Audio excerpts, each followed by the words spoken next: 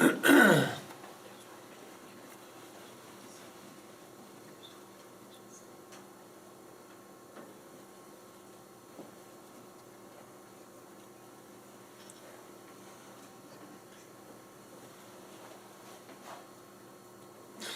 guys, it's Geekonomics here, and today I want to bring you a little update on the A2 microeconomics. So that's for those of you studying the labour market theory. One or two of you have been on my case in the last few weeks saying, why Geeko, why have you not been updating a few new videos with regard to the A2 labour market theory?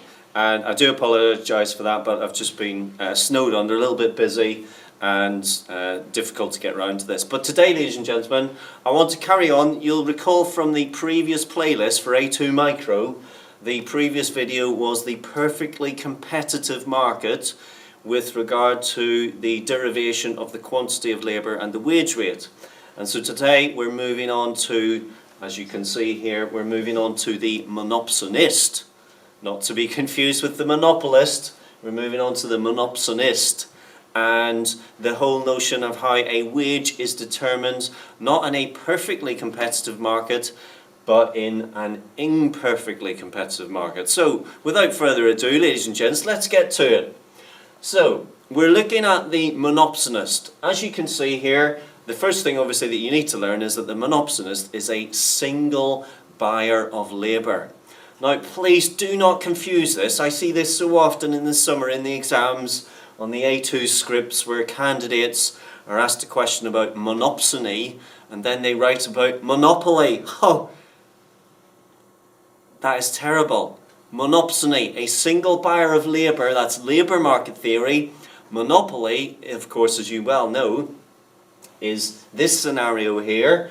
Monopoly being a single seller in the product market. However, I do think, ladies and gents, it is just worth considering once again this monopoly diagram, because the monopsony diagram, whilst it's not the same of course, the theories and the way in which the derivation of wage and labour comes about is quite similar to the way in which the derivation of price and quantity comes about in the product market. So I'm not going to run through all this again. If you want to have a look at this, you can look at my video on monopoly with regard to market structures. But I'm sure you're all aware that this is the standard monopoly diagram. You'll be familiar with the fact that profits are maximised where marginal costs equal marginal revenue, which of course is here. From this we get our profit maximising level of output, which is Q. Where do we get the price from? We get the price from the AR, or the demand curve, so we go up to AR and across. And here we have the price for the monopolist. You will also be aware, and just from a technical point of view, whenever you are drawing this diagram, make sure that the minimum point of your average total cost curve, your ATC, is intersected by the marginal cost curve here, at the point where demand, AR, you'll know that another term for AR is demand, is equal to supply, and you'll know that marginal cost, another term for marginal cost, is supply. It's just a technical point, but again, you'll be hammered on that in the exam if you don't get it right. And you will know, obviously, we then get the cost for the monopolist from the average total cost curve, and this green shaded area here represents the area of abnormal profit. Now, the key thing to think about when we're talking about this is, well, how does this monopolist, who's the single buyer in this case, how do they achieve this abnormal profit? Well, they are, of course, number one, restricting output. So output is moving towards the zero, so it's moving in that direction, which is a total anathema, of course, to the perfectly competitive market, and you'll be aware that the perfectly competitive firm maximises its profits where supply equals demand, so where S equals D. Now, of course, another way of saying that is simply where marginal cost curve intersects average revenue curve. So in the perfectly competitive scenario, this would be the level of output and this would be the price. And of course, in the competitive market, therefore, price would be much lower, better for us as consumers. Output would be much higher, again, better for us as consumers because we have a wider choice. So it's just worth reflecting on that diagram now as we move into the next one, which is of course our monopsony diagram. So what's this thing called a monopsony? A monopsony is where we have a single buyer of labour. Now in the UK, a great example of this, if we negate and forget about the fact that some people can get private healthcare and private health insurance, but generally speaking, doctors, nurses and so on would all be employed by the NHS. So the NHS is a great example of a monopsony employer in the UK economy. If you become qualified as a doctor or a nurse, who you're going to work for, probably 90% of you will all end up working for the NHS. Now the fact that the NHS is the sole employer, that gives that sole employer the power to be quite strict about the level of wages that they offer you, and also to be quite strict about the number of people that they employ. So the employer has the market power with regard to wages, and actually what they end up doing is, and of course if you're a doctor or a nurse, or even if you think about teachers, again if you forget about the private sector, it's generally speaking the state employing teachers. Teachers and people working in the public sector, they're often complaining about their pay and how often their pay is either not increased in line with inflation or simply not increased at all. And so this is because the monopsonist, the state employer, has the ability to force the wages down to their absolute minimum. So let's consider the diagram. Standard diagram, as you'll be familiar with, I'm sure. So we've got the marginal revenue product of labour curve here. Also, as you know, we could call that the demand curve for labour, sloping downwards from left to right. And the key thing here is, when we looked at the perfectly competitive market, and I'll just very quickly doodle on the perfectly competitive diagram, the key thing about that is that we assume that the wage, AC equals MC, we assume that in the perfectly competitive market, as many people as wish to work at this wage W can be employed at that wage. And so everyone, we're assuming, is paid the same wage. So in other words, the average cost of employing one worker is the same as the marginal cost of employing that worker. So we could work through this in a table. I think I did that in the previous video, so I'll not bother here. But wage equals average cost equals marginal cost. They are all the same. Everyone is getting the same wage. Now you can see the way we derived the equilibrium was we added the marginal revenue product of labour, and this was the wage rate. Now you can see, ladies and gentlemen, I'm sure, that the key distinction, the key difference here between perfectly competitive employer, imperfectly competitive employer, on the very extremes being the monopsonist, is we have the divergence between the two curves.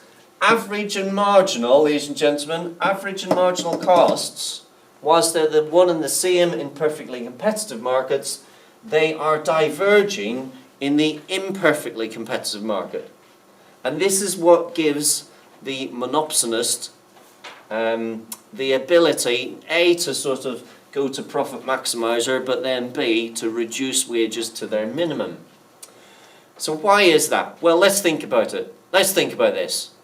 If I were a doctor, if I were a rich man, so if I were a doctor and I was being paid, let's just say, £10 per hour, and then the NHS decided, right, we need another doctor. We've already got, let's say, 100 doctors. We want 101 doctors.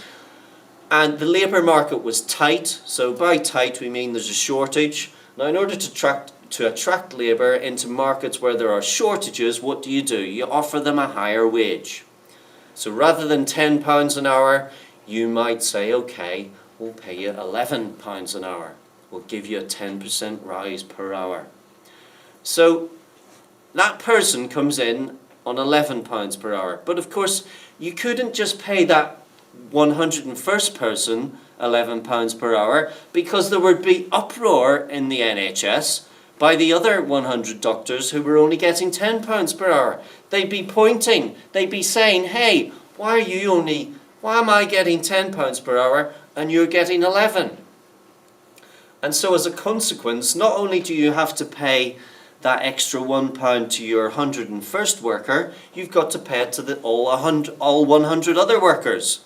So actually, the extra cost of employing one more worker in that scenario is the £11 for that additional worker, but you have to give £1 extra to all 100 others. So actually, the extra cost of employing that one extra worker is £111, ladies and gentlemen. And this is the reason why we get this divergence then between the average cost of employing a worker and their marginal cost. Now, having said all that, how do we then go about deriving the equilibrium wage here? Well, if I flick back to Monopoly once again, you'll be familiar, I'm sure, with this, the profit maximising output rule. Profits are maximised where MC is equal to MR. And we apply the same principle here. So the NHS, we're going to operate where MC, the marginal cost, equals the marginal revenue. That is this point here, ladies and germs. Let me just sort this. That is this point. But you can see clearly, ladies and gentlemen, I have not taken the wage across. Look, it's blank. I have not taken the wage across there.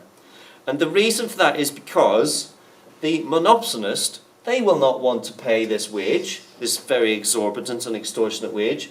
They will want to force that down to the absolute bare minimum that they can get away with. Sneaky. And so as a consequence of that, what will they pay this group of workers? Well, they will pay them the bare minimum.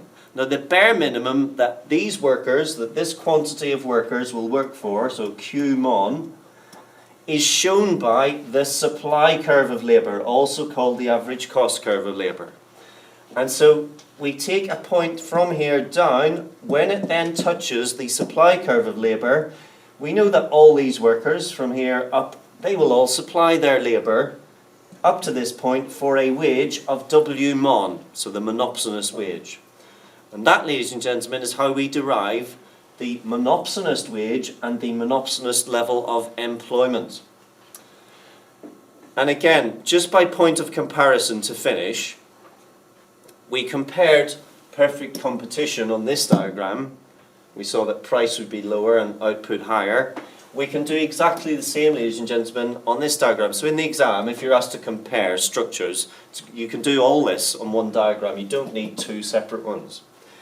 Where does the perfectly competitive firm operate? It operates where demand, marginal revenue product of labour, equals supply.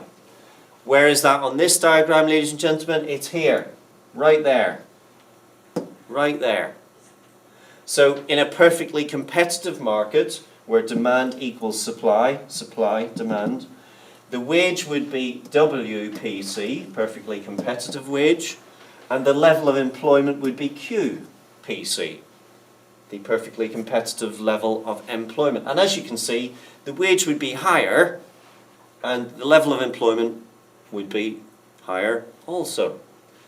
And so this, ladies and gentlemen, if you think what's been going on in the NHS for, say, the last 12 months, where the doctors have been threatening strikes and so on, because they've been saying, well, you're not paying us enough, they are in quite a strong position, because the NHS may be the sole buyer of doctors, but the British Medical Association, they in the UK are the sole suppliers of doctors. So actually, that, ladies and gentlemen, which we'll come on to in the next video, that is known as a bilateral monopoly position, where both parties have some power, and it may not surprise you to know that consequently the wage rate negotiated between the doctors and the unions or the employer will end up somewhere between WPC and WMON, because they will flex their muscles between here, and they'll end up somewhere along here.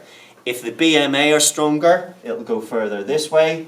If the government is stronger, it'll go further this way. So, ladies and gentlemen, we'll leave it at that for today. As you can see, the buzzer's just gone for this lesson. I'd like to thank the students, ladies and gentlemen, who are actually sat behind the camera here, being very there's a great live audience. And thank you, ladies and gentlemen. Thank you. And